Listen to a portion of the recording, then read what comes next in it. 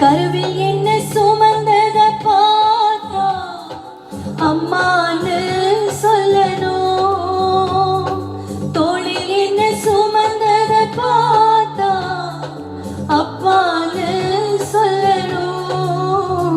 என்ன கெஞ்சுவதும் கொஞ்சுவதும் பார்த்தா அம்மான்னு சொல்லணும். என்னை ஆற்றுவதும் தேற்றுவதும் பார்த்தா அப்பான்னு சொல்லணும். உம்மை அப்பான்னு கூப்பிடத்தான் ஆசை, அப்பான்னு கூப்பிடவா? உம்மை